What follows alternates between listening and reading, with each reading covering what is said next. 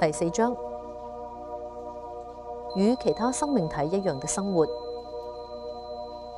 海洋生物對於嗰啲冇從事我嘅工作嘅人嚟講，呢種喺前世作為人類之外嘅另一種生物而生活嘅想法，可能睇起嚟好奇怪或者唔可能。但係我發現咗好多咁樣嘅例子，呢啲喺我嘅其他迴旋宇宙書中都有報告。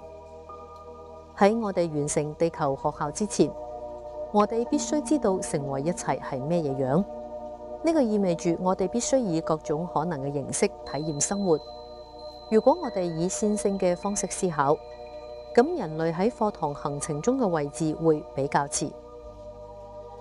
呢場催眠療程係2010年喺聖地牙哥進行嘅課堂演示。呢個非常令人困惑，因為從一開始卡莉就唔知道佢係咩嘢嘢，亦唔知道自己喺邊度。我哋花咗好長嘅時間先確定佢係某種生活喺海洋中嘅海洋生物。讓佢困惑嘅一件事係，從一開始佢就一直感覺沉重，就似充滿咗水一樣。咁樣讓佢堅持要去洗手間。我哋先啱啱開始，所以我唔想咁早就打亂演示。但係我同佢講感覺良好，但係呢個對佢冇任何作用。於是我邀請班上嘅幾個同學帶佢眯住眼去洗手間。返嚟後，佢話佢仍然感到沉重，就好似佢充滿咗水。佢感覺自己就似一個泡沫。當我試圖讓佢區分身體嘅時候，佢更加困惑啦。佢感覺好輕，可以睇到灰色嘅柔和顏色。咁樣好型啊！我能夠感覺到，但係我睇唔到身體，我睇唔到腳，我冇手臂，我冇佢哋，我睇唔到身體。由於當一個人係靈體嘅時候，有時會發生呢種情況，所以我試住追隨呢種想法。你知道你周圍仲有其他人嗎？唔係，我一個人喺呢度，只有我喺呢個，我唔知道佢嘅形狀，但係我知道佢喺某個東西裏面，但我唔知道佢係咩嘢，就似一個泡泡，我感覺自己就似喺一個泡泡裏面，我感覺自己好似係某個東西裏面，喺邊度？我喺度做咩嘢？我只係我甚至唔知道我係咩，我只係喺呢度。呢個就係點解你睇唔到外面嗎？係嘅。你睇唔穿泡泡嗎？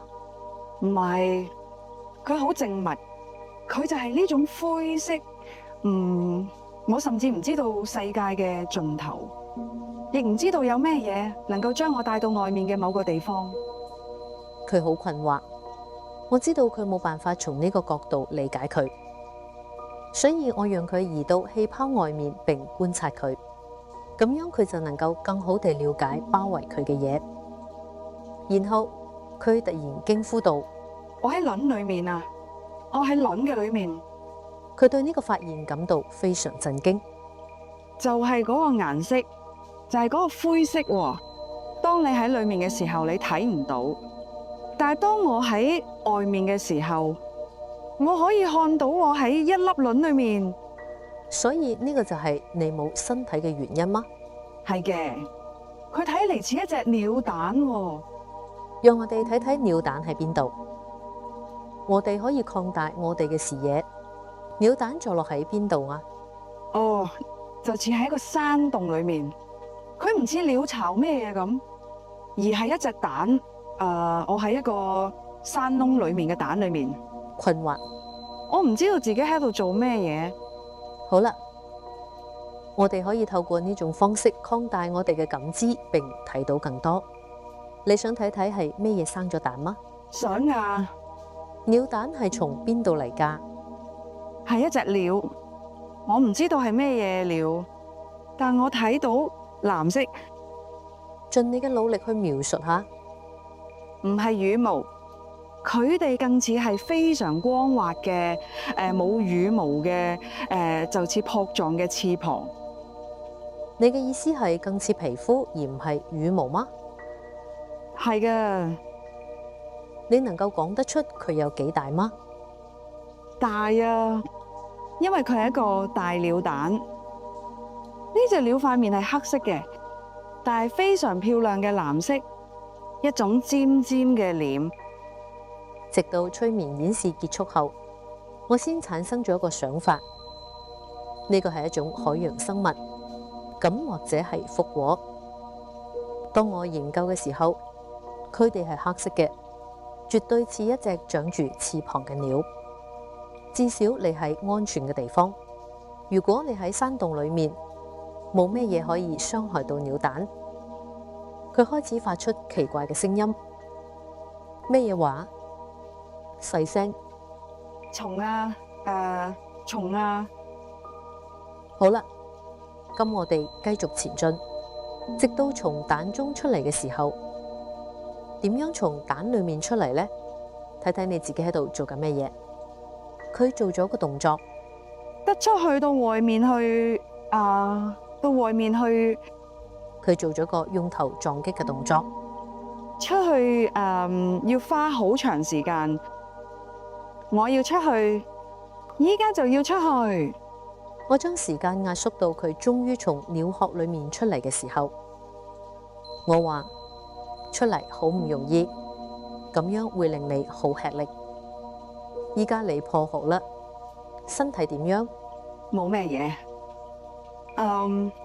睇起嚟唔似其他鳥喎。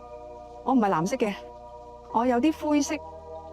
我有好多嘢要做，我覺得我必須做啲咩嘢。我只係瞓喺呢度，我咩都冇做，我肚餓啦。佢話佢又覺得好沉重，好似體內充滿咗水咁。我唔想讓佢分心，所以我盡量令佢唔好諗咁多。你點樣整到食物㗎？我媽媽將佢帶俾我，但係我唔知道嗰個係咩嘢。我笑咗，我唔知道嗰個係咩嘢嘢。糊狀嘅。學生們笑咗。當佢意識到自己必須再次要去洗手間嘅時候，佢感到好沮喪。佢話佢又覺得充滿咗水。我嘗試過建議，但唯一嘅解決辦法就係讓其他人再次帶佢喺出神狀態下去洗手間。每次發生呢種情況，我都會示意學生們保持安靜，讓佢從佢哋之間經過，然後佢會被帶返床上，閉着眼睛。我哋繼續。佢要來回走咁多次，呢個好唔尋常，但係呢個可能同佢正在經歷嘅新生嘅生命有關。好啦，我哋移到你唔再係嗰個需要媽媽餵食嘅小東西嘅地方去啦。我哋要移動到佢生長嘅地方去。等你長大咗，你就唔會再留喺嗰個山洞裏面啦，對嗎？唔係喎，水，我睇見水，我喺水之中，我係一隻水下嘅鳥，仲有其他嘅鳥。依家呢度亦有其他嘅。佢哋睇起嚟似你嗎？有啲似，有啲唔似，但係有其他生物，有啲有好多觸手，有啲體型巨大。我哋都係孩子，我哋喺度玩，我哋喺水裏面。呢個就係點解我感覺水幾咁好。呢個洞穴亦喺水之中嗎？係嘅，佢喺某物嘅深處。但係你有同其他生物一齊玩嗎？有呀，儘管每個生物睇起嚟都唔一樣，冇關係。你喜歡嗰度嗎？係嘅。我將佢移前到咗一個重要嘅日子，儘管我冇辦法想象對於咁樣一個唔尋常嘅生物嚟講，呢一日會係幾咁重要。當佢到咗重要嘅日子嘅時候，佢開始喊。我嘅朋友，佢被食咗啦，佢走咗啦喎。有嘢食咗佢啊，有嘢帶走咗佢。佢唔喺呢度，佢哋都喺度喊。所以呢個就係你悲傷嘅原因。你嘅朋友同你一樣嗎？唔一樣喎，佢就係你哋所講嘅魚，佢真係好靚㗎。我安慰佢並同情佢，然後我將佢移動到另一個重要嘅日子。佢而家唔再喊啦，而係笑咗。我哋正喺度學習浮出水面，我哋好多嘅都喺度咁樣做，好多嘅都似我一樣。我哋有好多嘅，你依家長大咗嗎？係嘅，我可以離開水面，然後再返到水裏面。水面之上好美麗，有天空，有陽光。我哋從來冇見過呢啲，呢個對我哋嚟講都係新嘅。我哋從未見過天空，好靚。我哋繼續潛水，我哋返去。係嘅，我哋中嘅一啲明白咗，我哋中嘅一啲唔咁樣做，有啲諗唔通嗎？笑咗。唔係喎，但係我哋必須互相幫助，呢個就係我哋一齊做嘅原因。我哋必須互相幫助，呢個非常重要。我哋唔會拋低任何嘢，嗰度好漂亮。咁好好，你正喺度學習課題。係嘅，我讓佢離開嗰個場景，再次移前到另一個重要嘅日子。依家發生咗咩嘢，或者你睇到咗咩嘢嘢？水面上有啲嘢，有啲唔好嘅嘢。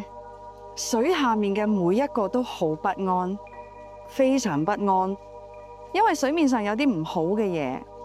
佢哋正試圖遠離佢，佢睇嚟似咩嘢嘢呢？停頓，盡你嘅努力描述一下。佢哋試圖捕捉水下嘅生物，但係佢哋並唔喺水下面，佢哋喺水面上。佢哋會捕捉，但唔似我喎，我唔伺候。佢哋想要食物，佢哋喺度揾食物喎，就喺度傷害呢啲生物。佢哋將一啲嘢掉返去，傷害咗佢哋。我正喺度努力幫助佢哋擺脫困境。你點樣幫助佢哋呢？只係鏟，用我嘅大鏟。我唔知道嗰個係翅膀定係我嘅手臂，我嘅翅膀。我唔知道，我只係鏟，引導佢哋遠離危險。我冇辦法將所有嘅都救出嚟，唉！但係大家都想幫忙，所有嘅歐傲走開啊！呢度唔係你嘅屋企，呢度係我嘅家，呢度係我哋嘅屋企，呢度有生物。我冇辦法繼續呢個場景，因為我知道我必須睇時間。當我喺課堂上進行演示嘅時候，我冇似正常催眠咁樣有咁多嘅時間，所以我讓佢離開佢，繼續到佢生命嘅最後一日，睇睇佢發生咗乜嘢事。我老喎咧，我只係老啦，我唔再係藍色咯。學生們笑咗。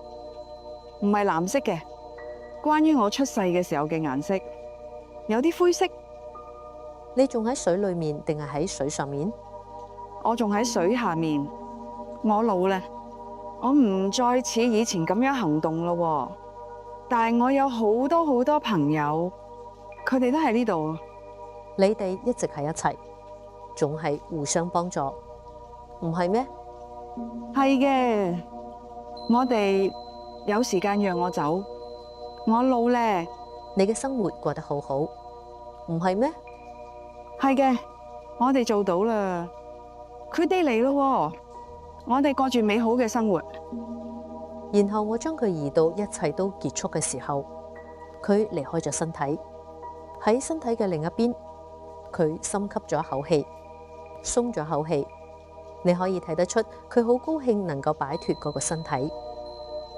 我問佢從嗰一世學到咗咩嘢，因為每個生命都有一個課題。幫忙啊，互相幫助就喺嗰度，呢個非常重要。係嘅，我學會咗，我確實幫忙咗。我知道佢依家嘅靈體已經進入咗靈魂彼岸啦。我唔想喺課堂上繼續進行呢個。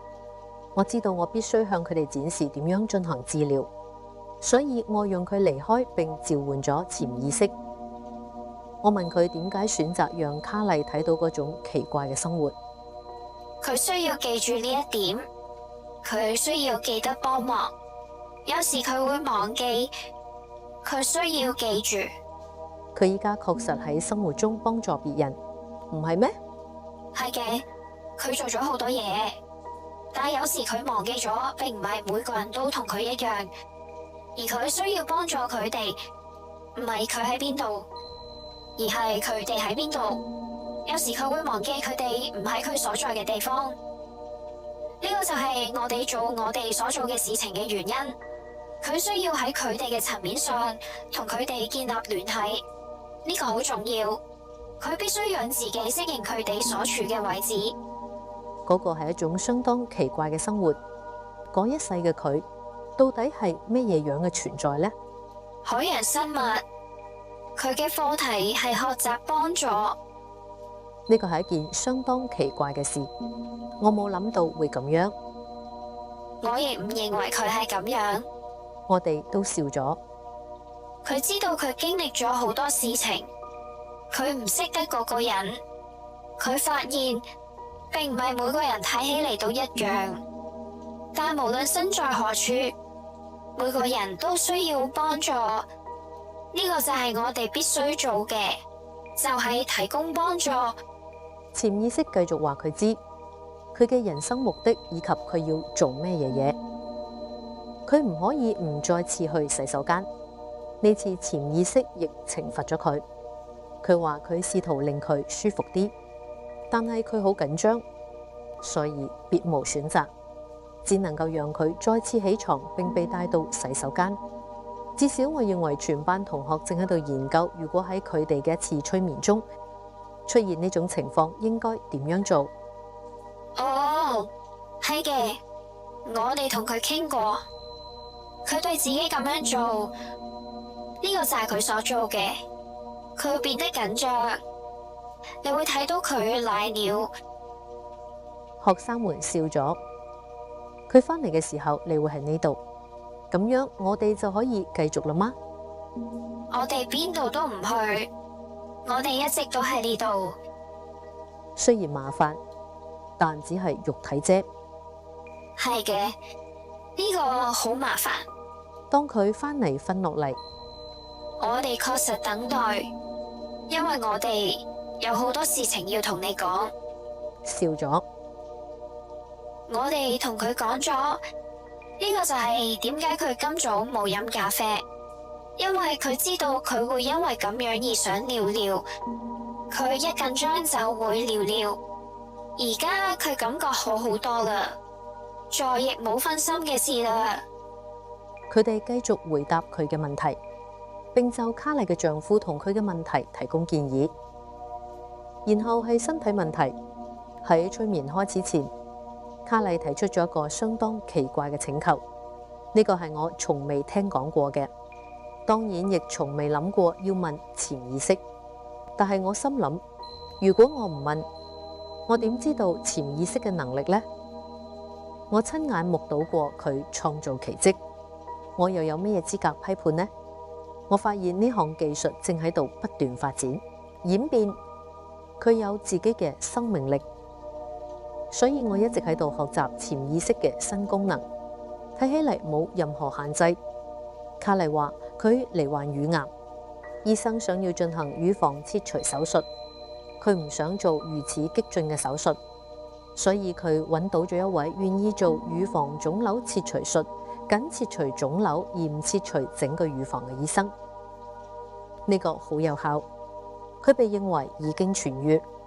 然而呢個讓佢嘅一側乳房比另一側細，呢個令佢感到尷尬。佢穿着寬鬆飄逸嘅衣服嚟隱藏佢。佢已經做咗好多嘅反省，揾到咗自己得到癌症嘅原因，所以佢覺得問題已經解決啦。所以佢嘅要求唔係為咗治療，而係想睇睇潛意識係咪能夠以某種方式擴大小乳房，使其同另一側乳房對稱。我認為呢個係一個唔尋常嘅要求，但係認為嘗試亦無妨。喺催眠開始前嘅面談部分，我向全班同學解釋咗呢一切，所以大家都迫不及待地想知道接落嚟會發生咩嘢事。如果潛意識認為呢個唔可能，我知道佢哋會話我知嘅。於是我提起乳癌嘅話題，問佢對乳癌病因嘅睇法係咪正確。係嘅，佢細個嘅時候被好多人傷害過，但係佢亦深受愛戴。有時佢會諗到呢啲唔愛佢嘅人，並展現喺乳房中嘅腫瘤。呢個同我嘅發現相符。乳房象徵養育，而身體左側意味住佢同佢過去嘅某啲經歷有關。佢以為自己唔被愛，但係事實上佢被深深地愛住。最後佢做咗手術嗎？係嘅，我哋將佢介紹俾咗嗰位醫生。佢有其他諗法，佢哋想干擾佢嘅身體。當然，你知道我哋唔喜歡干擾身體。揀嗰位醫生係因為佢做嘅手術創傷最細，佢係因為驚先咁樣做嘅。他依家冇事啦，佢已經渡過咗大難關。依家我哋得敲佢嘅頭，得敲佢嘅腳趾，得刺佢手指乜嘢嘅。我哋咁樣做係為咗讓他注意。但佢嘅左乳房區域仍然存在問題。佢知道好多，佢知道已經痊癒啦。睇起嚟唔錯，睇起嚟唔錯。嗰度仲有啲酸痛，但係已經痊癒啦。佢唔需要再食止痛藥啦。我哋覺得佢只係習慣咗先食嘅，佢好容易就能夠戒甩。我哋會確保佢戒甩。佢知道自己會冇事嘅。好好，佢仲有個問題，你可能覺得有啲奇怪，但係佢想問你，當佢哋做手術嘅時候，左側乳房縮細咗，唔係咩？係嘅。佢想知道有咩嘢辦法能夠令左側乳房恢復到同另一側乳房平衡嘅狀態嗎？你能夠做到嗎？停頓。我哋可以。佢做手術嘅地方有空間，我哋可以將東西放入空間去，放組織入空間去，將佢建立起嚟嗎？係嘅。好，你要從邊度攞得到組織呢？佢身上有好多東西。學生都笑咗。卡莉有啲超重，咁唔會有問題嘅。大家都覺得呢個好有趣，所以你只係移動一下組織。我哋會嘅。你做得好叻啊！醫生做唔到嘅事。係嘅。佢考慮咗一下重建手術，然後話唔係，我哋可以幫佢做呢個。因為我哋好高興佢冇咁做。然後潛意識開始處理乳房，正喺度檢查乳房區域，佢嗰度有足夠嘅空間，我哋可以喺嗰度放啲嘢，對佢嚟講冇咩大不了嘅。你知道人類係咩嘢樣嘅？係嘅。佢好在意自己嘅外觀。係嘅。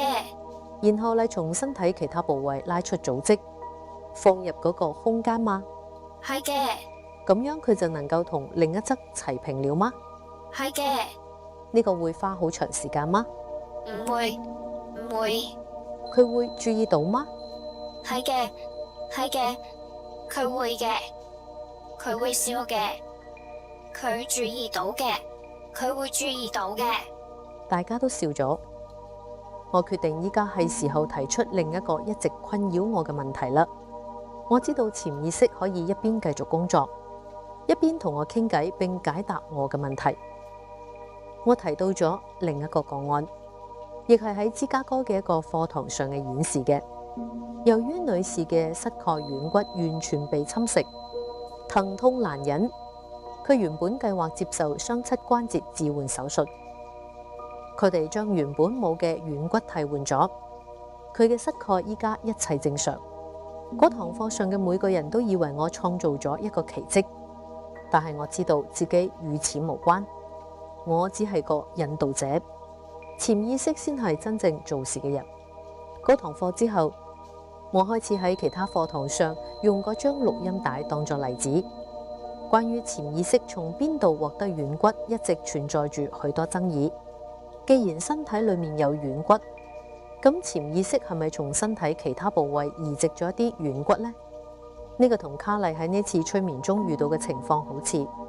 潛意識仲記得我提到嘅個案。你喺邊度整嚟嘅新軟骨呢？我哋可以將已經存在嘅組織修復，我哋可以利用該區域現有嘅組織來替換受損嘅組織。然而，要替換已經唔存在嘅嘢，絕非易事。但呢個係可以做到嘅嗎？係嘅，係嘅。我認為俾學生知道呢一點好重要，唔係咩？係嘅，係嘅。但呢個需要信仰、信任同信念。係嘅。由於我哋冇似往常一樣有咁多時間處理卡麗嘅嘢，潛意識表示會喺佢晚上瞓覺嘅時候繼續進行。潛意識表示乳房會恢復平衡，一切都會好起嚟。臨別贈言，同我哋保持聯繫，我哋永遠喺呢度，我哋清楚地、響亮地聽到你嘅聲音，我哋始終喺呢度為你服務，呢一點你深知嘅，永遠唔好懷疑，永遠唔好懷疑。有時你會懷疑，但係嗰個冇必要。我哋永遠喺呢度，永遠。我哋愛你。你總係會幫助任何需要幫助嘅人嗎？係嘅，我哋只係想幫忙。仲有你，朵洛莉絲，我哋好樂意同你傾偈。你做得好好。自然地，當卡麗醒來企起嚟嘅時候，所有人嘅目光都集中喺她嘅胸部上，學生們哄堂大笑。卡麗似乎有啲尷尬，但當佢低頭睇住佢哋嘅時候，唔可以唔承認有啲嘢確實改變咗。佢哋睇起嚟又平衡多咗，所以呢個對我嚟講亦係一個課題，永遠唔好低估潛意識嘅威力。螞蟻的生活。當約翰啱啱到場景嘅時候，完全唔知道自己身在何處，佢非常困惑。佢嘅描述亦令我困惑。佢睇到嘅只有濃稠嘅棕色液體，佢無處不在，就似喺海底一片棕色嘅海洋，除咗佢咩都冇。我唔知道佢係唔係喺海裏面，以前亦發生過呢種情況，但係冇人描述佢濃稠嘅棕色。佢就似液態朱古力咁，我諗到嘅地球岩石，佢好大好廣闊，呢個就係我所能夠睇到嘅。當遇到呢種情況，我唯一能夠做嘅就係不停地咁問問題，直到我搞清楚係點樣一回事。依家我感覺自己就似泡喺一個氣泡裏面，就似一個氣泡袋被佢包圍住，睇起嚟就係咁樣。呢個棕色嘅液體圍繞住我，我處喺一個氣穴嘅裏面。我問佢點樣睇自己，佢嘅身體。當佢發現自己竟然係某種昆蟲嘅時候，佢好驚訝，好奇怪喎！蛆似蟲蟲，似蚱蜢，蛆蟲蟲。我對腳好長，大概有4隻，仲有2隻似球一樣嘅上肢或者手臂。呢個並唔困擾我，因為我嘅客戶前世都係昆蟲、植物、動物，甚至係岩石。我喺其他書中探討過呢個問題，呢個無關重要，因為萬物皆有意識，都蘊含一點生命嘅神聖火花。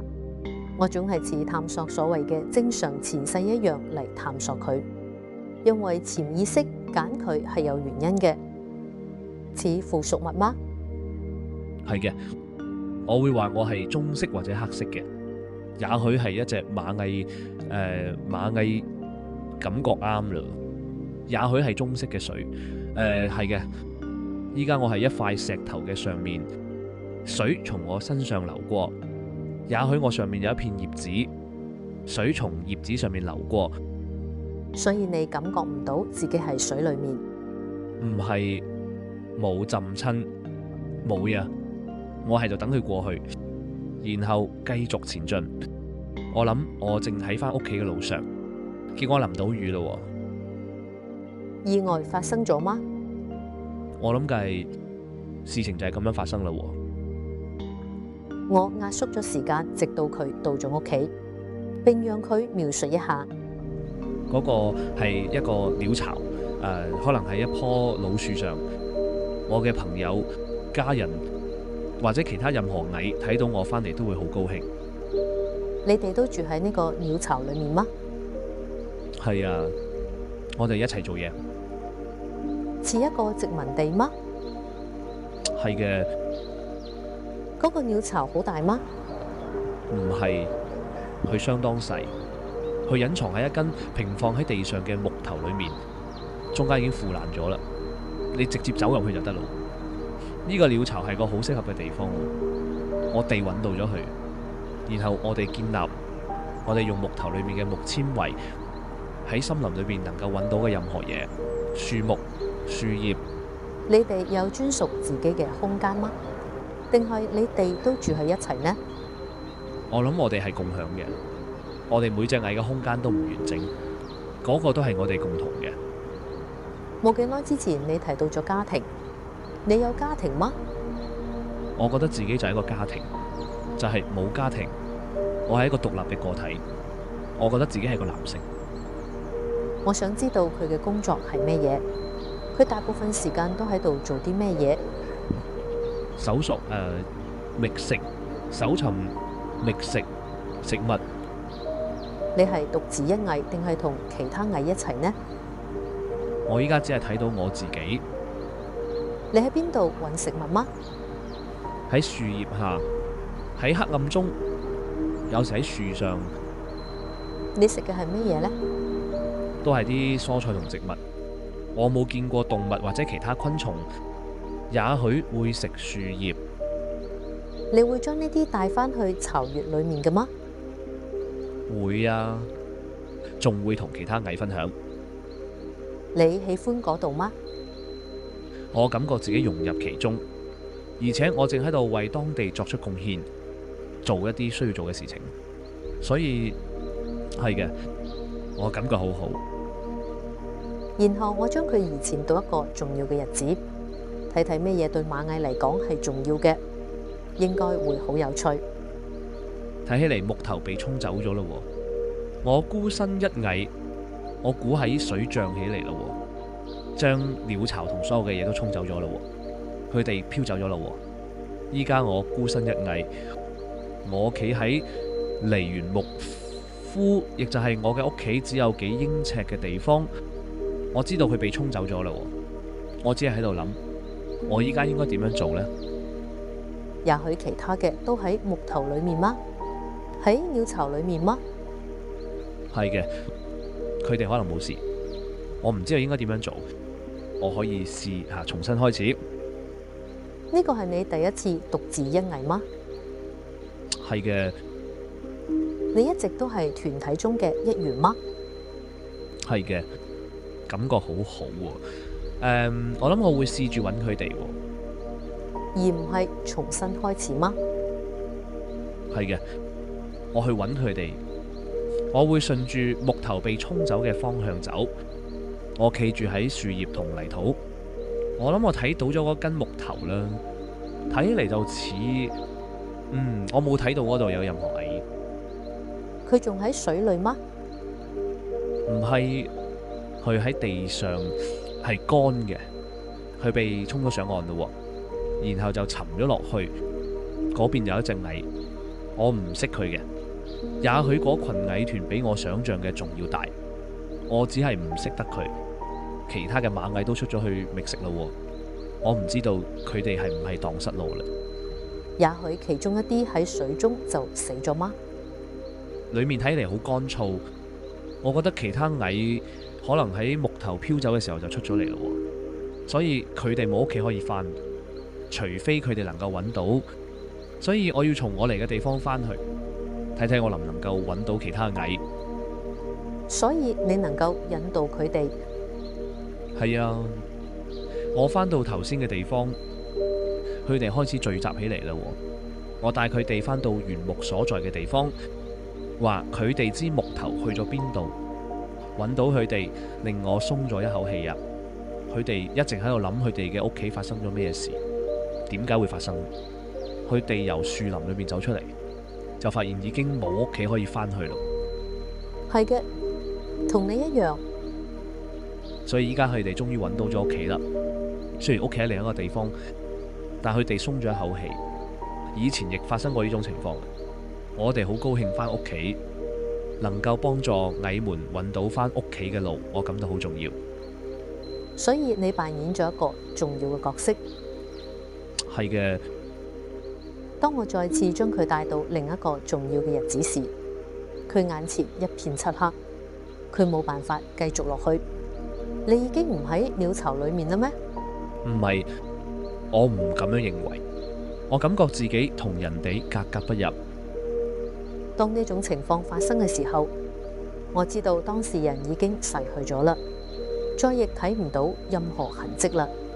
對於嗰啲認為係某人喺度虛構呢啲生命嘅懷疑論者，我總係會用呢句話嚟回應：如果佢哋喺度編造故事，佢正喺度編造一個好故事，點解唔繼續落去呢？答案係佢哋從來唔繼續咁樣做。如果生命結束呢，就冇咩嘢好睇㗎啦。我見過好多次呢種情況，佢哋冇辦法幻想。每當呢種情況發生，我總係讓佢哋返到最後一個清晰嘅場景。呢次係佢哋再次揾到原木嘅場景。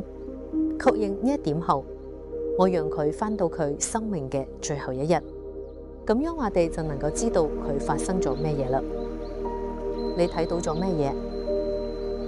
我出咗去覓食啦，只係冇力氣，冇咩精力咯喎。你點樣呀？冇咩，就係有啲停咗工。當你停止工作嘅時候，會發生咩嘢事呢？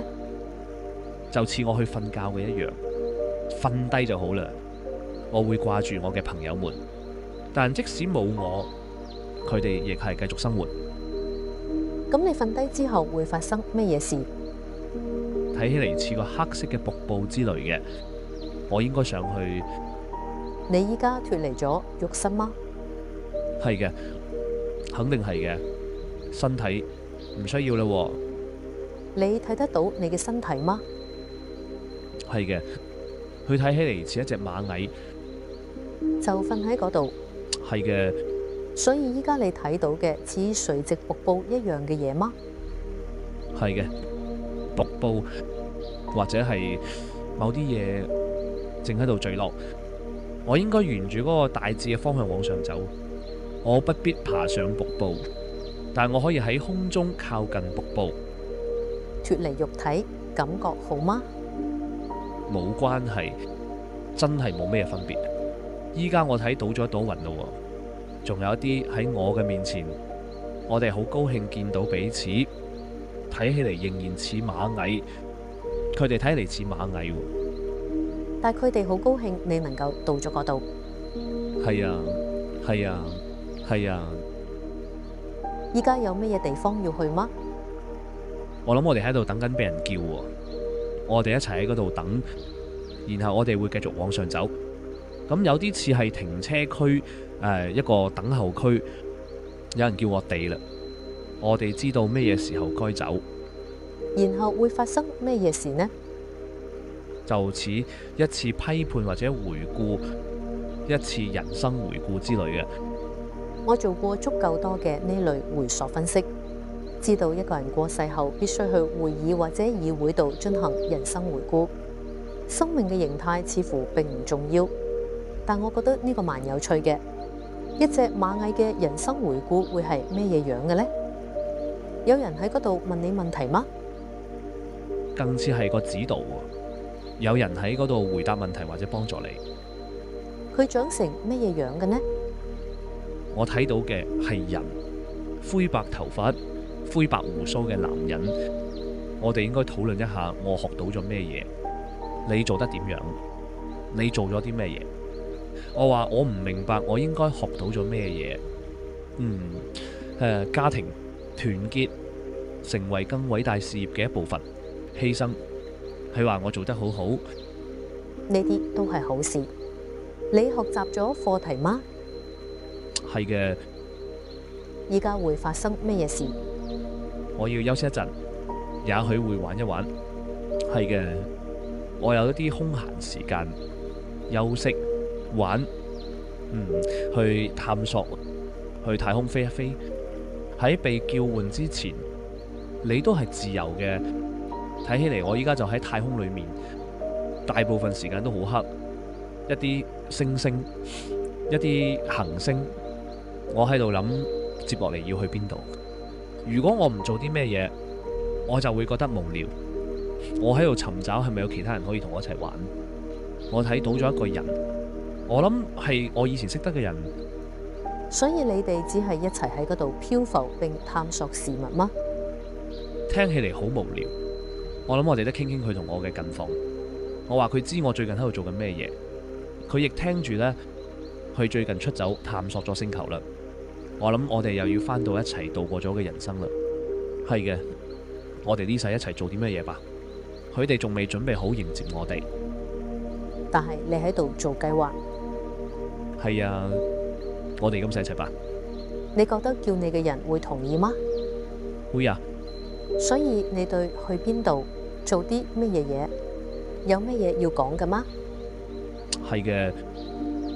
仲有同邊個一齊做啊？係嘅。好好，咁我哋繼續移動到咩嘢時候叫你呢？佢哋叫咗你嗎？係嘅。我睇到一個嬰兒 BB， 我估我就快要出世啦。喺傾嘅之前，佢哋叫你嘅時候，你去咗邊度？我哋參加咗一個小組，或者話係一個議會，我哋討論咗今世要喺一齊嘅事，佢哋同意咗呢，然後討論咗我哋接落嚟要做啲咩嘢。佢哋話依家做人類冇問題啦咩？係嘅。你可以從一個物種跳到另一個物種嗎？上一個物種我得學啲嘢，所以先咁樣做。所以呢個冇咩差別嗎？你唔需要用咩嘢順序嚟嗎？如果有咩課題可以學習嘅話，就唔會。佢哋俾咗你咩嘢建議嗎？來世有咩嘢應該做或者應該追尋嘅嗎？我應該照顧佢，照料佢。我應該從佢身上學到一啲嘢，愛獲得自由。我必須學習耐心。佢哋會幫你制定計劃嗎？我覺得我哋知道彼此喺邊啲方面需要改進，所以我哋約定以後再見面。我決定唔再談論呢啲，轉而召喚潛意識。點解選擇讓佢以昆蟲、螞蟻嘅身份出現喺約翰面前呢？融入集體並作出重要貢獻嘅感覺，呢個就喺佢依次需要嘅感覺自己正喺度作出重要貢獻，成為家庭嘅一員。呢個正係佢所缺乏嘅。佢必須揾到一個團體或者興趣同愛好，並參與其中。無論係園藝定係冥想，感受到團結，佢會覺得自己更似一個家。約翰當時患有抑鬱症，正喺度接受藥物嘅治療。潛意識對呢個好不滿。呢個對身心都唔好啊！呢個係因為喺最艱難嘅情況下缺乏自信所造成嘅，冇能撐過去，我哋都無能為力。你唔能夠從另一個角度幫佢嗎？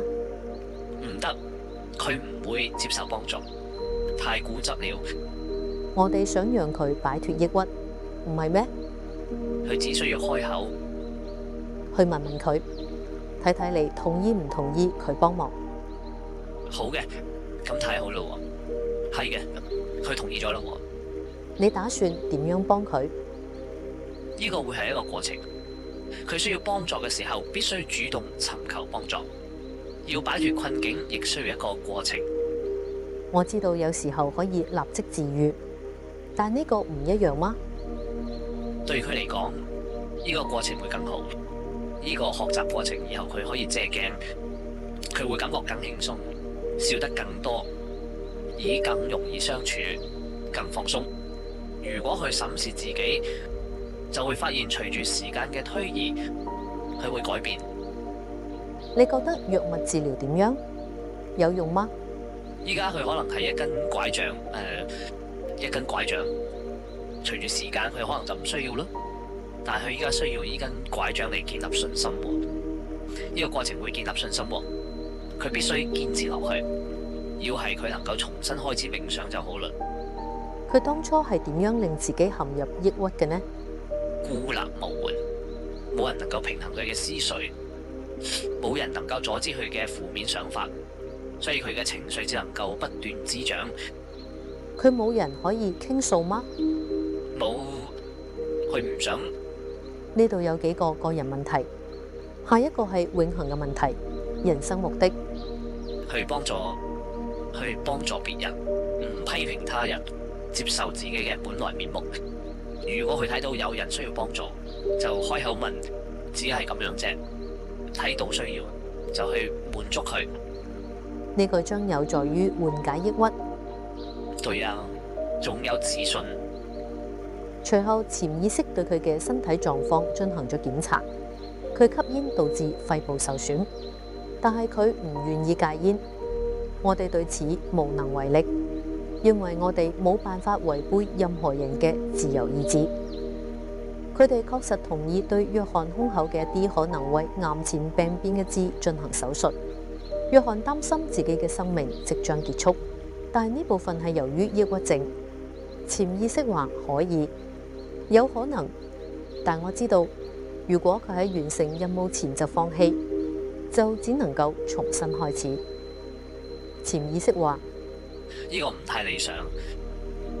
臨別贈言，開始冥想非常重要，重新開始，咁樣我哋就能夠溝通，佢亦會進化。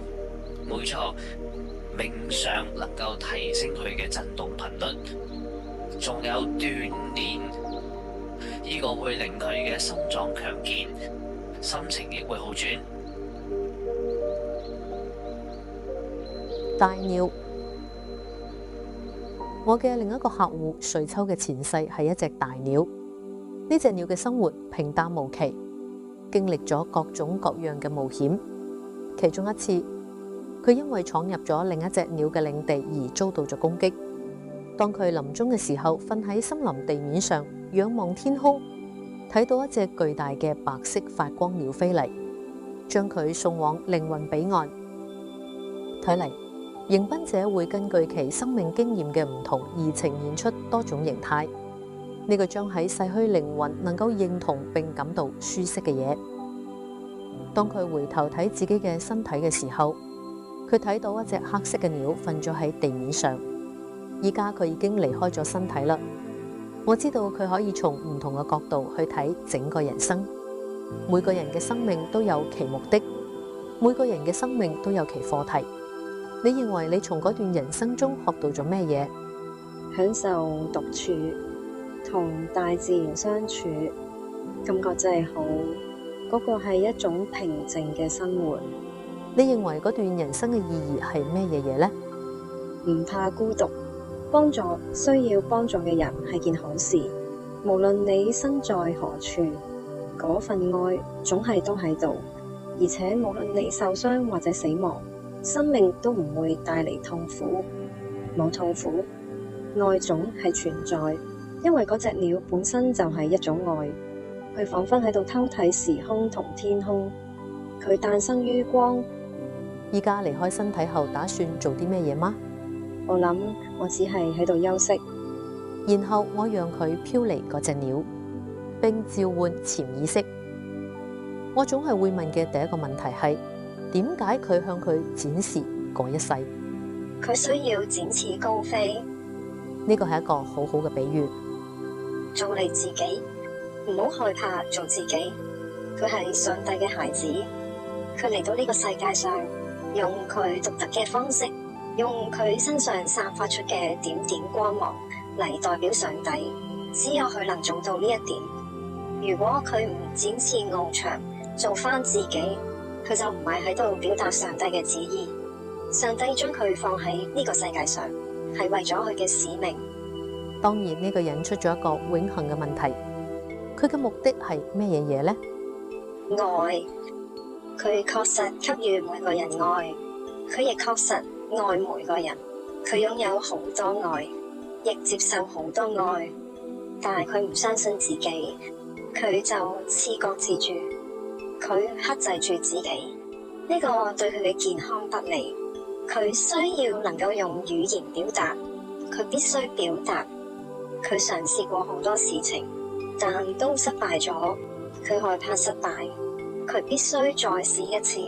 佢喺度等待事情嘅發生，但係佢需要意識到，佢必須讓佢發生。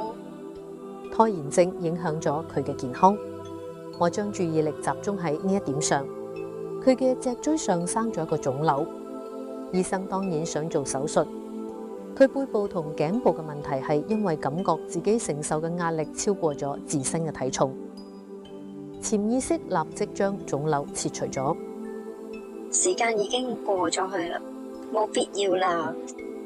佢亦曾經患過乳癌，並接受咗手術。潛意識話我哋知原因。佢掛住佢嘅仔女們，佢哋都搬咗出去咯。佢已經冇仔女可以撫養啦。佢從來都唔想要仔女，但係有咗仔女之後，佢就非常愛佢哋啦。真可惜，瑞秋喺手術前未能夠意識到呢一點。不過我哋當然亦唔知道自己嘅身體到底喺度話我哋知咩嘢。依家就唔會再有癌症嘅困擾啦。佢接落嚟提問咗關於佢嘅生理問題。佢感到身體嘅某部位疼痛不適。潛意識俾咗一個唔尋常嘅答案。呢個係由於醫生喺瑞秋乳房手術後對佢進行咗過度治療所造成嘅。佢哋為佢做咗化療，導致佢提前進入咗更年期。呢個令佢嘅身體難以適應。佢仍然喺度服用一啲藥物，佢哋亦定期為佢做不必要嘅磁力共振檢查。佢哋嘅過度謹慎對佢嘅身體造成咗傷害。潛意識話：佢仍然喺度接受一啲治療，呢個唔係化療，只係骨頭上嘅化學物質。佢唔需要呢啲治療。佢擔心如果唔俾醫生做呢啲治療，癌症就會復發。恐懼又嚟啦。係嘅，呢個就係問題嘅根源。佢可以停止服用呢啲藥物，咁樣佢嘅身體就能夠自行恢復，唔使再對抗嗰啲藥物同注射啦。佢應該停止所有呢啲藥物嘅治療。癌症永遠唔會復發，從來就冇咩嘢可怕嘅。有人建議佢揾一份同仔女們一齊工作嘅工。咁樣佢就唔會咁掛住自己嘅仔女啦。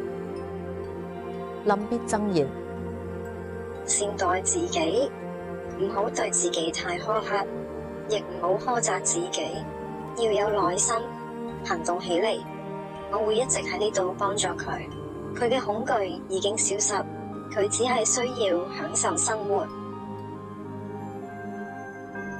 元素之靈。我當時喺聖塔菲，喺新墨西哥大學上課。上課前，我同寶拉住喺佢位於聖塔菲郊外山上嘅青年旅館裏面，喺嗰度接見我嘅客戶，非常隱密安靜。鮑比有好多身體問題，但係最主要嘅係抑鬱症。佢冇精神，睇起嚟疲憊不堪，鬱鬱寡歡。佢先40幾歲，但係行為舉止睇起嚟都老得多。佢完全筋疲力盡啦。我通常用一種方法，令我嘅客戶從雲層落嚟，去到過咗去嘅生命。鮑比從雲層出嚟嘅時候，身處於鄉間，睇到一群身穿金屬盔甲、鏈環連身服、手持長矛嘅士兵。佢睇到一個大軍隊嘅士兵騎住馬奔赴戰場，佢哋頭戴頭盔，制服上飾有鷹徽。佢企喺樹林中嘅一片空地上，喺樹林間睇住軍隊走過。當我問起佢嘅身體嘅時候，佢從正常變成咗陌生。我閃閃發光，似個仙女。我係由金色嘅光芒構成嘅。我囉囉笑住，好可愛。我嘅頸同手腕上閃爍住光芒。我唔屬於人類世界。我同軍人冇任何關係。我覺得呢個幾有趣嘅。佢哋冇睇見我，佢哋非常專注，佢哋有地方可以去。我喺樹林裏好開心，而且我同靈魂溝通。我生活喺森林裏面嘅靈界，但係嗰個只係我嘅一部分。我嘅另一部分屬於雲層，嗰度有許多睇唔見嘅靈體嚟嚟去去。我到處都能夠感覺到佢哋。人們將佢哋睇作螢火蟲，但佢哋唔係，佢哋係靈體，存在非常有序。我比佢哋更顯眼，你可以睇到我，就似一個閃閃發光嘅人。呢個係你平時嘅出現方式嗎？唔係，只係偽裝。點解呢個時候變成呢個樣呢？因為佢哋派我嚟嘅。邊個派你嚟㗎？雲層之外，嗰度有一個白色嘅世界，佢哋叫我去嗰度。嗰個係你嘅屋企嗎？我諗我被派去執行一個任務，但我唔被允許返去，所以我唔知道屋企喺邊度。感覺屋企喺更高嘅地方，但係依家我感覺唔到啦。因為我喺呢度，我必須做啲咩嘢？係邊個派你嚟嘅？佢哋睇起嚟似係雲層中冒出嚟嘅火焰靈體，佢哋代表住某種議會或者三位一體。時不時地咁，火中會浮現出一啲面孔，所以佢哋唔係實體。佢哋點解要派你嚟？你講過呢個係某種任務。我腦海中浮現嘅畫面就似某個靈體將我放喺嬰兒時期嘅籃裏面，佢係個善良慈愛嘅人，冇辦法將我困喺嗰度。白色之地嘅女神必須創造一個能夠同地球連結嘅孩子，我係佢嘅一部分。我正喺度探索，我同呢啲仙女精靈連接，係為咗隱身並喺人類世界中活動。作為半靈半人嘅狀態，我感覺更好。我可以一半係光，一半係人，但更多嘅係光，因為咁樣我就能夠同光之地保持聯繫。你話你唔准返去嗎？依家唔得，我得做啲咩嘢？我先啱啱開始，呢個幾新鮮嘅，我喺度玩。我啱啱發現森林裏面有好多可愛嘅動物，佢哋同精靈相處得好好，我哋玩得好開心。呢個亦係一種接近人類嘅方式。咁冇問題，去玩同嘗試。喺我哋變成實體之前，我哋可以咁樣做。定係你想變成實體嗎？我覺得唔想。你嘅任務係乜嘢呢？我知道我必須深入村子。嗰度有人，但係你唔知道係乜嘢工作嗎？你想要我問嗎？如果你想問嘅話，也許佢哋會喺你同佢哋走得太遠之前話你知。呢度有好多麻煩不斷嘅戰爭，我嚟自嘅地方唔懂得戰爭，所以我應該喺呢度留一陣，幫忙振奮能量。村裏面嘅人們真係非常沮喪，佢哋冇任何希望。無論我走到邊度，金色嘅光芒都會跟隨我。我應該將它傳播開嚟，讓嗰啲沮喪嘅人們記住點樣同佢聯繫。呢個會激發佢哋嘅思維，讓佢哋能夠團結起嚟，想辦法解決問題。依家佢哋感到好沮喪，咩都解決唔到。我就係嗰種能夠帶俾佢哋希望嘅人。佢哋能夠睇見你嗎？唔會，佢哋會感覺到唔同，就似置身於仙塵之中。佢會提升佢哋嘅頻率，然後白色群體就能夠提供支持。好簡單，我只需要做我自己，我保持玩樂嘅心態，呢個就係我嘅工作，做我自己，傳播能量。你以前做過呢個嗎？呢個睇起嚟好新鮮，因為大家似乎都冇經驗，睇嚟似係第一次嘗試。你有做過肢體接觸嗎？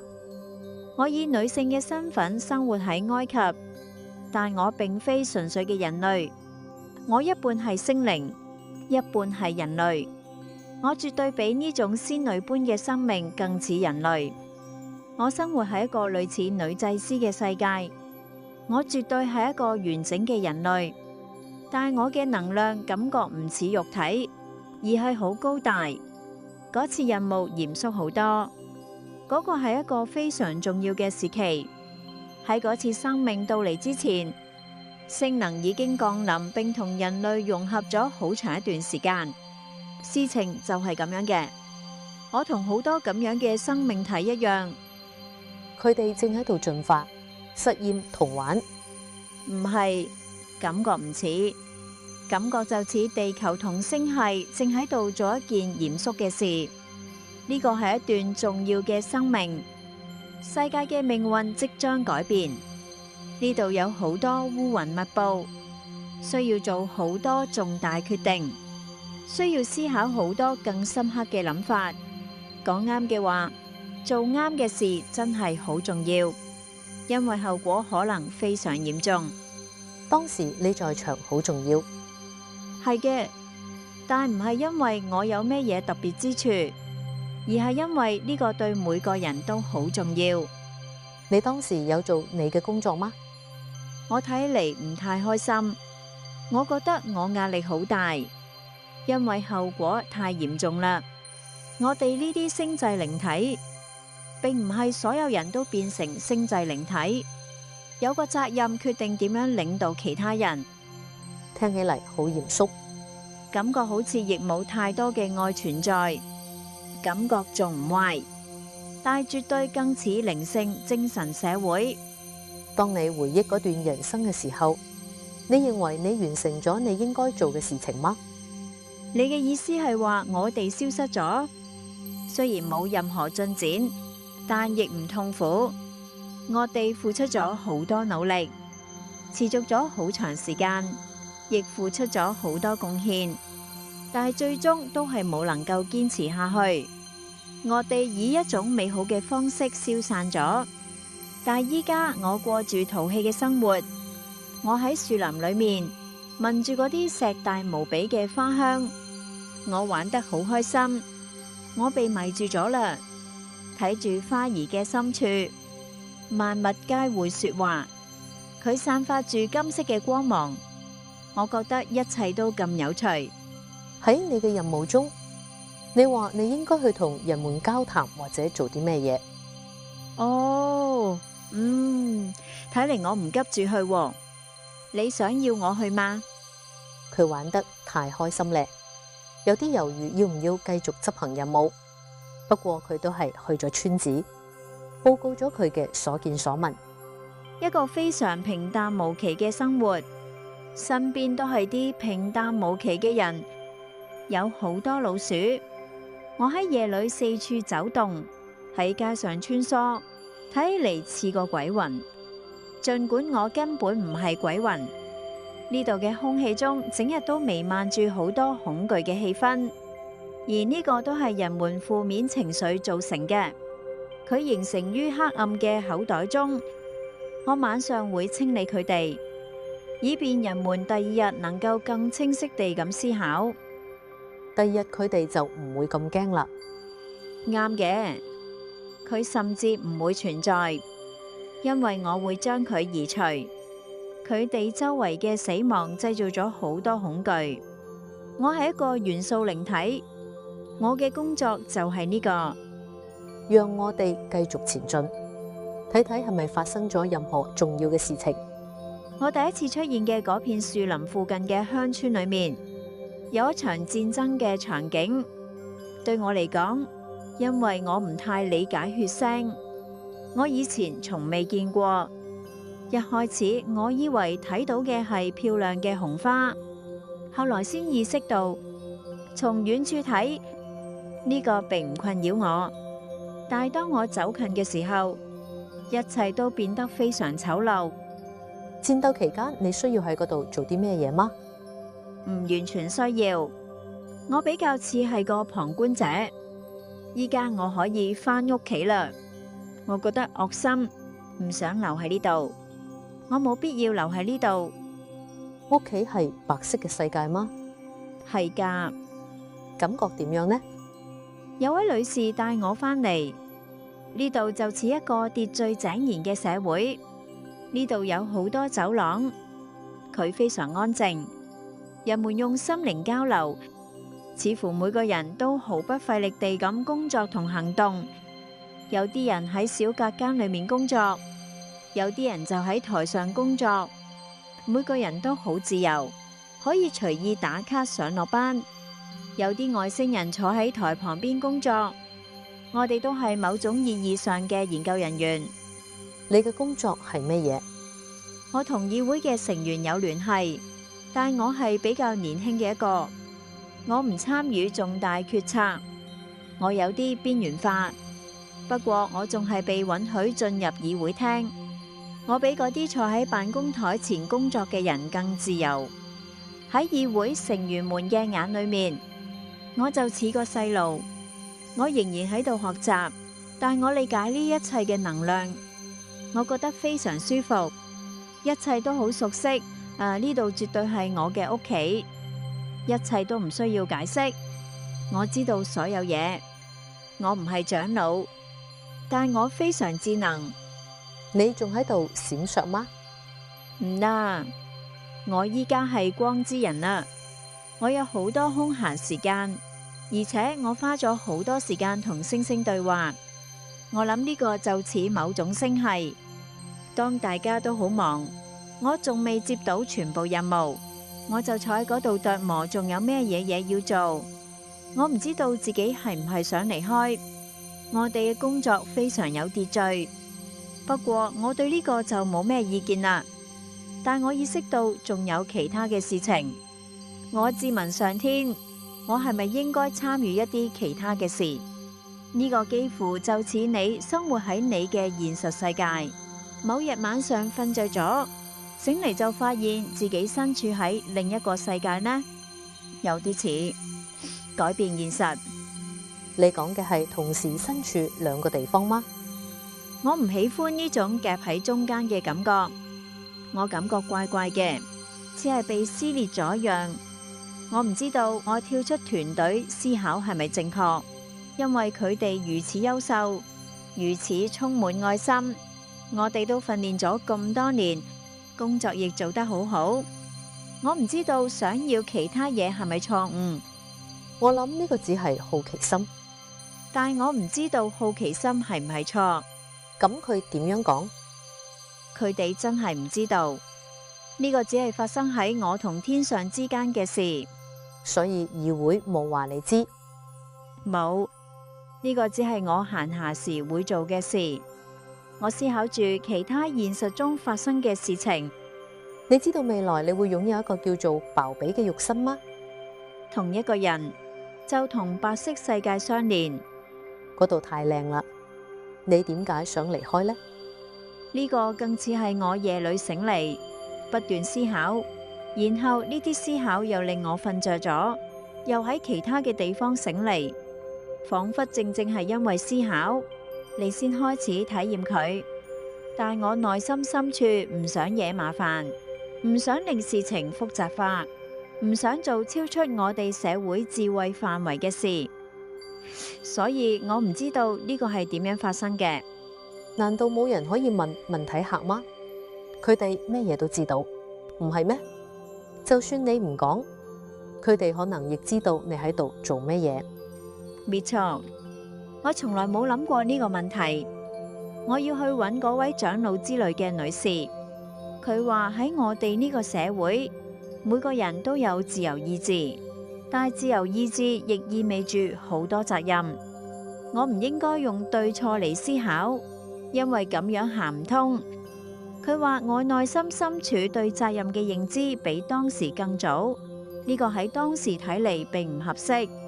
呢個激發咗我嘅渴望，因為我似乎喺社會賦予我承擔責任嘅時機尚未成熟之前，就已經準備好啦。佢話我需要呢段經驗嚟充實我內心深處對責任嘅認知。咁樣一嚟，進入咗肉身就冇問題啦。我仲未見過咁樣嘅狀況，我心裏有啲搞唔清呢個係點樣一回事。我仲喺度只求佢嘅同意，但係佢話呢個同同意冇關係，佢係關於我哋創造咩嘢，我已經創造咗佢啦，所以佢就係佢。所以一旦你創造咗佢，並決定去做，你就必須堅持落去嗎？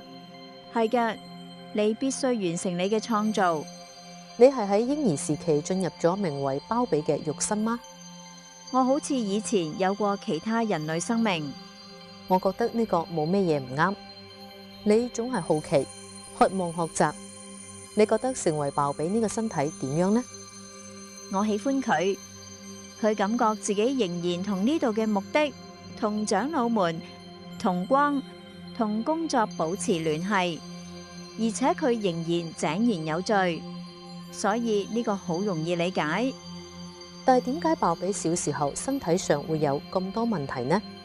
呢個同你有關係嗎？從某種意義上講，我認為呢個同我最初感到嘅恐懼有關。如果我做咗正確嘅事，去探索未知嘅世界，我諗我一直心存恐懼。嗰位女士安慰我話呢個冇咩嘢唔啱，但唔知點解，我對未知嘅事物感到恐懼同不安。關於唔服從？唔係，呢個同唔服從冇關，只係驚未知會發生咩嘢，會出咩嘢問題，驚能否平安返屋企，驚失去所有嘅一切。因為嗰個社會冇對錯之分，所以佢唔違背服從。但一旦你創造咗佢，並進入咗肉體，你或多或少就被賦予咗任務或者義務，唔係咩？我覺得我創作嘅時候心不在焉咁，更似係突然冒出嚟嘅慾望，但並唔係全心投入。當時只係出於好奇，但你當時經驗不足，唔知道會發生咩嘢事。就係咁樣。我當時仲好天真，比如話我仲未同任何議會嘅成員建立聯繫，而且我嗰度亦冇咩嘢家人，所以你只係能夠靠自己。喺嗰個社會裏面，獨自成長係件好事，但係只有當你開始喺議會中扮演角色嘅時候，你先至會真正變得成熟。你仲未講到嗰一步。就係咁樣。我知道佢嘅能量，因為我嘅父母在場，而我係下一個。但你決定兜過佢。我估更似係自然而然發生嘅。呢個唔似係一種叛逆，就似係某種契機就喺嗰度。所以呢個好奇怪。但係既然你已經進入咗包比嘅身體，你就會經歷呢一切。點解佢小時候會有咁多恐懼、咁多身體問題呢？睇起嚟同之前嘅化身有連結。一開始仲好好，但係後來就開始變困難呢。到咗爆髀嘅時候，就變得非常困難啦。我感覺自己筋疲力盡啦。一開始嗰啲啲猶豫或者恐懼，依家終於追上嚟啦。我身為一個人，大概有過3段非常美好、充實嘅人生，因為我完全承載住白色地方嘅能量。呢次真係好弊，但之前嘅嗰次亦差唔多。一開始仲唔錯，但最後就好弊家伙，所以呢次根本冇機會。我唔知道點解我冇再返去，我唔知道點解我留咗咁耐。你仲喺度學習一啲嘢，但喺另一個地方有自由意志，你可以來來去去。呢個就係佢一直做噩夢嘅原因嗎？呢個仍然係你嘅冇安全感嗎？呢個同之前嘅生命息息相關。當我嘅能量耗盡嘅時候，一切都開始覺得更弊。我唔再係光嘅存在，然後感覺就似冇皮膚一樣。我唔再具備成為人類所需嘅素質。我已經經歷咗一半嘅人生，但係我一直喺度諗，點解我冇返去？也許我哋最終能夠揾到答案，但係唔確定性同冇安全感，會唔會為鮑比嘅身體帶嚟問題呢？呢一切都同前世有關。佢喺呢一世冇機會，因為呢一切都發生喺另一世。我鼓勵佢解釋一下來世嘅事。呢個同我喺戰場上睇到嘅景象息息相關，胃裏面嘅血同內臟。唔知點解嗰個畫面浮現喺我嘅腦海裏面。呢個係續集嗎？類似嘅嘢，係嘅，呢個係續集，課題仲喺度繼續。我只能夠將佢描述成一道光嘅形象，象徵住健康、安全同完整。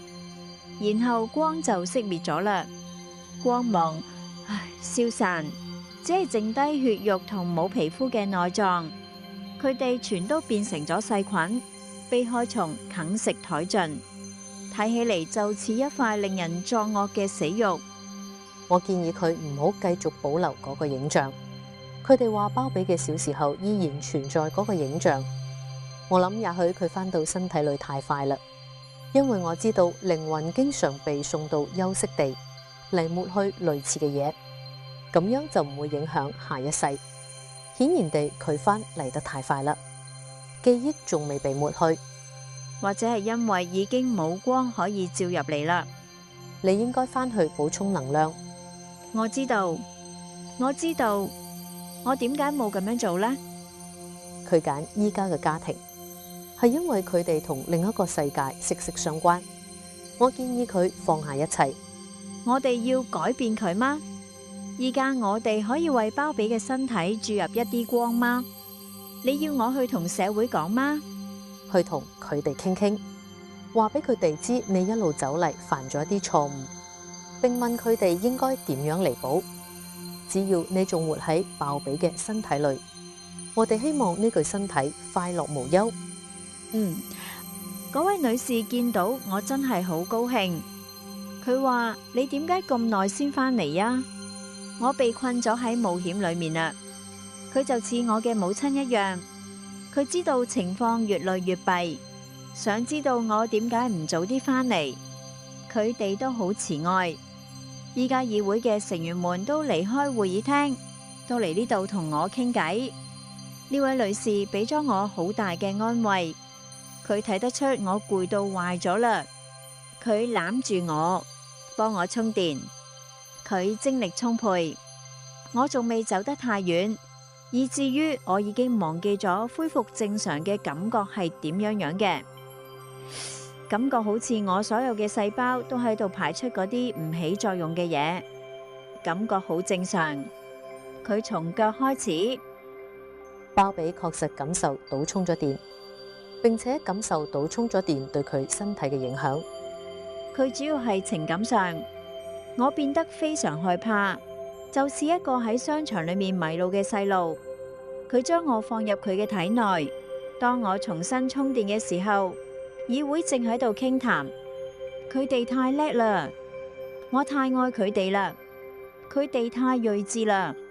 自從我離開後，佢哋一直喺度成長，我本來應該成為佢哋嘅一員。佢哋話我從未離開，從未停止成為佢哋嘅一部分。佢哋唔認為我哋之間有任何分離。我離開嘅時候有15個，依家大約有45個。我創造咗一條長觸手。佢哋話當我離開嘅時候，就好似我必須創建自己嘅臍帶一樣。佢哋話既然佢哋知道發生咗咩嘢，佢哋就可以透過臍帶餵養我啦。佢哋可以透過佢傳送光，因為佢睇起嚟似一個爛咗嘅舊嘅嘢。佢哋將臍帶連接喺邊度呢？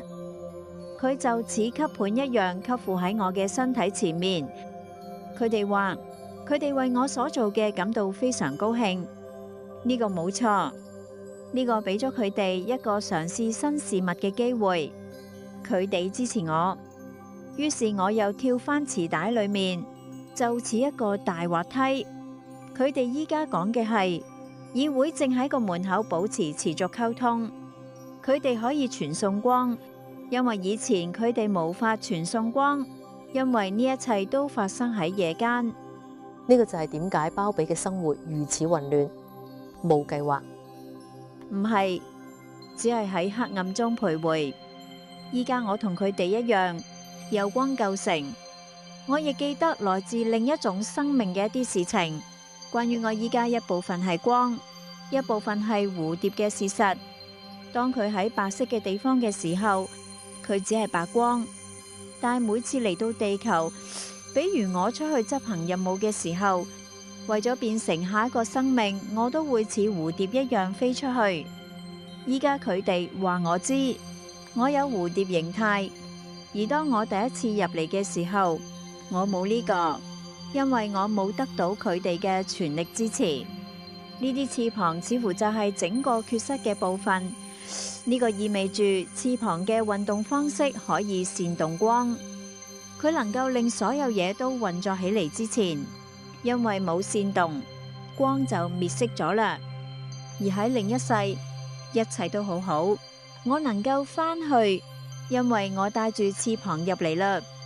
事實上，我一直帶住翅膀，因為我以為晚上經常飛過村子。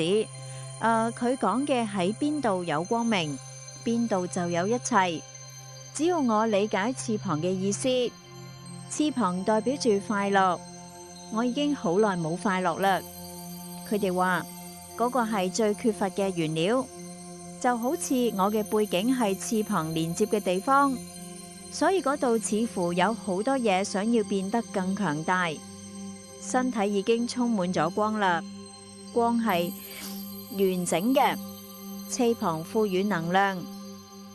我不斷嘗試結束療程，但全友卻不斷違反自己嘅邏輯。我好難回答任何關於身體嘅問題，因為我處於一隻光嘅蝴蝶之中，而唔係一個真正嘅身體。所以依家係我第一次嘗試連接到呢個身體。佢哋話，因為我曾經經歷過一段時間嘅分離，所以我需要花一啲時間去感受安全同聯繫，並記住嗰種感覺。記憶仲喺度湧現，分離帶嚟嘅震顫仲喺度，就似補充咗更多能量。依家我嘅下背部好痛，所以有好多事情正喺度發生。呢個就似必須重新加滿油箱，所以即使光已經充滿全身，亦需要一個過程，讓所有嘅光完全充滿整個身體。呢個唔只係身體，呢個係一嘅生命。讓光照亮我嘅家，照亮我嘅婚姻，照亮我夜裏嘅床，讓我再次變得完整。我必須再次達到嗰個境界。我必須付出好多，因為同佢哋嘅智慧連結，保持完整，正常運作真係好重要。呢個同身體冇太大關係，呢個同我所有內在嘅運作有關。因為嗰度就係咁樣運作嘅。feed 呢個同內在運作有關，呢度冇時間，佢會知道嘅，因為咁樣佢又會渴望一切。咁將係接落嚟點樣做嘅渴望，佢冇計劃，因為光唔係咁樣運作嘅。光有佢自己嘅智慧，佢總係喺正確嘅時間移動到正確嘅地點，做正確嘅事，一切都井然有序。佢將一切都安排妥當。了解細節並唔重要，真正需要嘅係記住我心中嘅長老，因為恐懼就係從嗰度開始嘅。當我感覺自己離開咗佢哋，恐懼就開始啦。儘管佢哋對呢個並唔介意，我害怕離開。喺嗰度，每個人都好獨立，但每個人都似一個群體一樣生活，所以係群體情感賦予咗我們全部嘅力量。唯一導致疾病嘅就係恐懼，佢係唯一能夠阻礙光嘅嘢。只要有光就冇問題。我嘅光有一部分隨住時間嘅推移而消失咗，因為恐懼從一開始就侵入咗，所以隨住時間嘅推移，恐懼感逐漸佔據咗我嘅心。佢哋唔認為嗰個係身體，嗰個係有機體，係重新連接。臨別贈言，最重要嘅係地球上嘅引力確實同時間有關，而呢個唔係我嘅方式。